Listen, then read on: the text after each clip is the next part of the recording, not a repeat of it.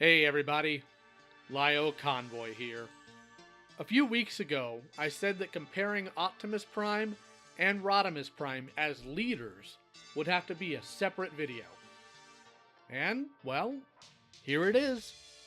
We're only going to focus on the Generation 1 cartoon to do this for the most part. I'm going to be looking at both of these leaders to tell you who comes on top via their accomplishments. I also won't be able to rely on too many clips due to YouTube slapping me on my last Transformer video. So, let's start with Optimus Prime. Optimus Prime led the Autobot forces for around 4 million years, although most of that time was spent in stasis after crash landing on Earth. Upon awakening, the Autobots and Decepticons rekindled their war, with Earth being the main battleground. According to canon, Optimus led the Autobots on Earth for 21 years before his death at the Battle of Autobot City, which took place in the movie. So, what did he accomplish during that time? Well, not much. He added more Autobot soldiers to his ranks and formed an alliance with certain human forces, sure. But that was about it. At the end of his command, Optimus lost Cybertron to the Decepticons and had their stronghold on Earth sieged by the Decepticons, killing several of his troops. But this is Optimus Prime, right? Surely there's more that he accomplished. But unfortunately, there isn't. Despite fans and even his own Autobots saying so, he really wasn't much of a leader. Optimus never pushed his advantage and was often doing some bizarre things with his time and resources, like playing basketball. I know what you may be thinking. Well, the Decepticons were at a stalemate against Optimus, so that proves that he's a good leader. But there's a problem with that statement. Stalemate implies that neither party gives or gains ground. But that's not what happened here. Optimus completely lost Cybertron, his forces being relegated to its moons, and a single outpost on Earth saved the Autobot stronghold at the mountain. Now, you could assume that, they might be outnumbered, right? But the Autobots weren't outnumbered. At the end of Season 2, the Autobots had 59 soldiers on their side, compared to the Decepticons' 45 soldiers. And that's not even taking into account the fact that Optimus had what were objectively heavier hitters compared to the Decepticons, by the likes of the Dinobots, Skyfire, and Omega Supreme. Sure, we could assume that between the second season and the movie, the Decepticons got a rapid influx of combatants. But that still doesn't take into account that during the first 2 seasons, Optimus outnumbered and outgunned Megatron's forces. Heck, go check the wiki. Even broken down per episode, the Autobots, more often than not, outnumbered the Decepticons. An average commander could have turned the tide with that, much less a good commander. And yes, I'm aware why Optimus didn't do so concerning the writing. But I'm addressing all of this with information within the universe. No matter how you look at it, Optimus didn't even do the bare minimum here. Now, let's go ahead and look at Rodimus Prime. Rodimus Prime took over Autobot Command during Unicron's attack in 2005. He led the Autobots for a single season, totaling in 30 episodes.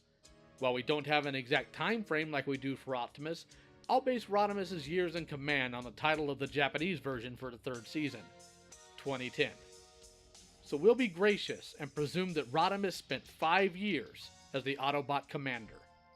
During that time, he accomplished the following: defeated Unicron, drove the Decepticons from Cybertron, ended the Cybertronian War, relegated the Decepticons to a guerrilla warfare troop, held the first intergalactic peace conference, both rediscovered and repelled the Quintessons, rescued a planet of missing Autobots, established better connections with human forces on Earth, led an Autobot-controlled Cybertron, and all of that within those few years.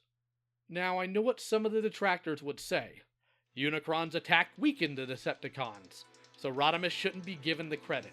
While that may have some merit to it, Unicron's attack didn't wipe out the Decepticons completely, and driving a group off a planet isn't by any means easy.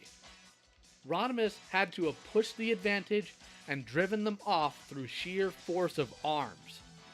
Were Optimus in power, I doubt he would have done so, considering his previously established track record.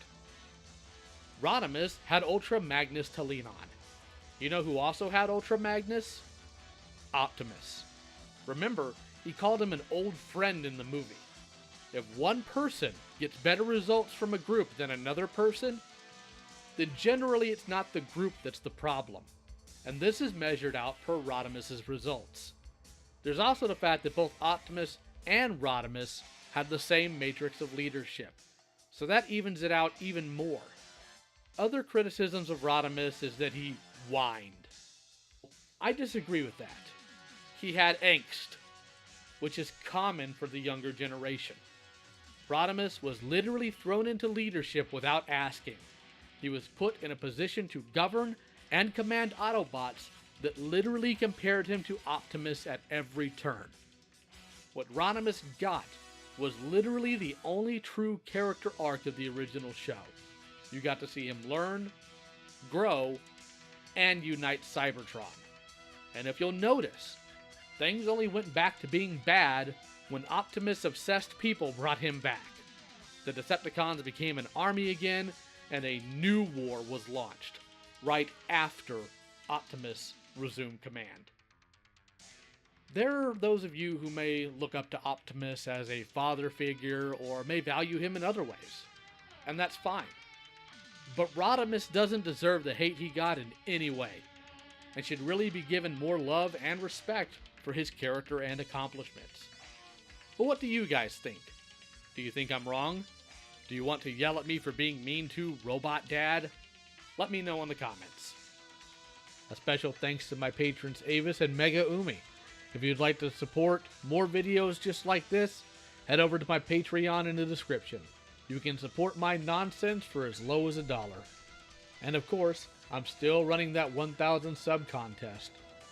First comment on the first video I post after hitting 1,000 gets the Loyal Subjects Thundercat figures. Also, art stream this weekend yet again.